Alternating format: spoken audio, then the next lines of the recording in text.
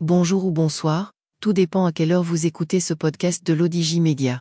Notre chroniqueur de l'ODJ, Jamal Ajam, partage son avis et ses réflexions dans un article qu'il a intitulé « 20 000 numéro de l'opinion, un exemple de persévérance ». Alors écoutons-le dans ce podcast.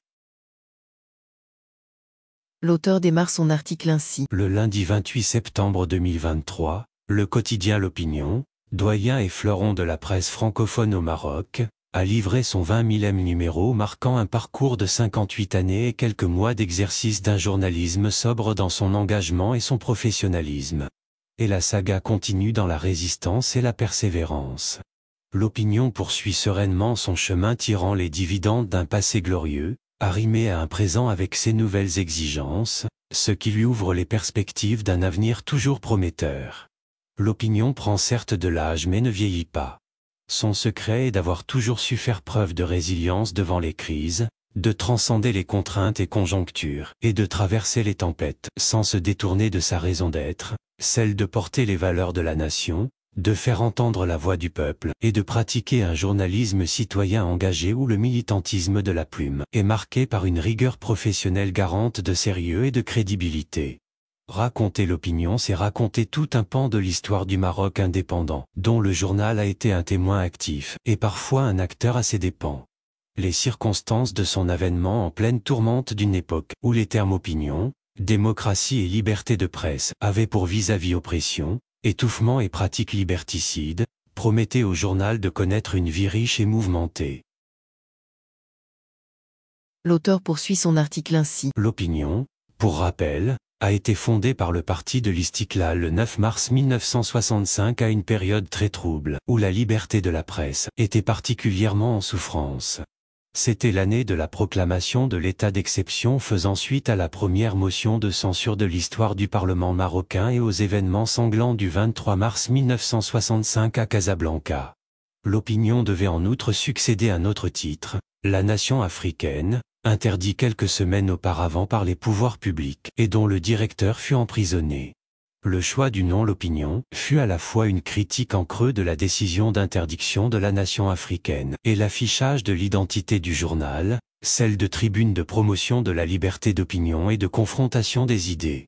À cette époque et jusqu'aux années 90, exprimer des idées et des positions contraires au bon vouloir des gouvernants était souvent qualifié d'actes subversifs et de tentatives de trouble à l'ordre public, voire aussi d'atteinte à la sécurité de l'État. Tel fut le cas en septembre 1970, quelques mois après la création de la Koutla nationale et juste après le boycott des élections scélérates d'août 1970 et l'appel à voter non à la Constitution de 1970. L'ex-directeur de l'Opinion, Feu Mohamed Berrada, dit Mao qui venait juste de succéder au premier directeur du journal, Feu Abderrahmane Badou, fut poursuivi pour atteinte à la morale de l'armée et écopa d'1 an de prison ferme. En 1989 encore, un autre directeur du quotidien, Feu Mohamed Idrissi Ketouni, fut condamné en première instance à 2 années de prison ferme pour une affaire de soutien par le journal à la cause des droits de l'homme. L'auteur précise sa pensée ainsi. Malgré cette atmosphère d'étouffement des libertés en général et de celle de la presse en particulier, le quotidien L'Opinion a eu cette particularité de s'être érigé, dès sa création, en un journal d'opinion, doublé d'une tribune de défense des droits, des causes populaires et des valeurs nationales.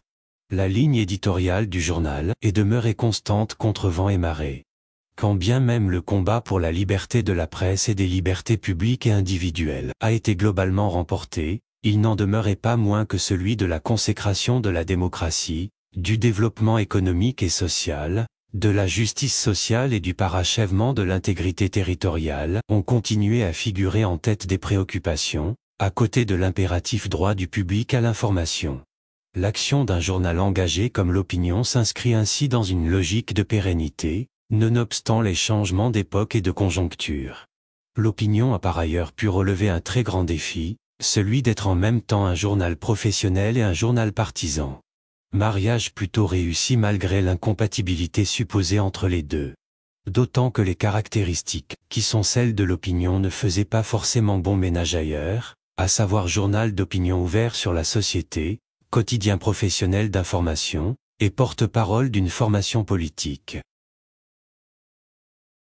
L'auteur conclut son article ainsi. Le succès de l'opinion est certes à attribuer à sa philosophie fondatrice, suffisamment éclairée pour asseoir une pratique journalistique innovante, mais cette philosophie ne pouvait toutefois répondre aux attentes sans des hommes et des femmes, auxquels revient le mérite d'avoir grandement contribué au façonnement de la scène journalistique marocaine. L'opinion est, pour ainsi dire, un cas d'école qui a formé, accueilli en son sein et pourvu le monde de la presse au Maroc en journalistes et éditeurs de journaux de renom qui, chacun de son côté, ont marqué de leur empreinte professionnelle, créatrice et éthique ce journal manifestement pas comme les autres. Et la saga continue. Rédigé par Jamal Ajam, élu par l'intelligence artificielle de l'ODJ Media.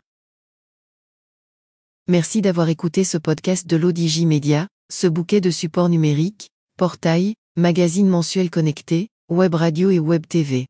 N'oubliez pas de télécharger notre application l'ODJ mobile sur Play Store et de vous abonner à notre chaîne YouTube l'ODJ TV. Vous pouvez, aussi, nous suivre sur nos réseaux sociaux, Instagram, Facebook, TikTok, LinkedIn et Twitter. Ou encore, vous inscrire sur notre newsletter quotidienne à partir du portail lodj.ma. Alors, on se dit au prochain podcast de nos chroniqueurs de l'ODJ. Et à très bientôt, si et seulement si vous le voulez bien.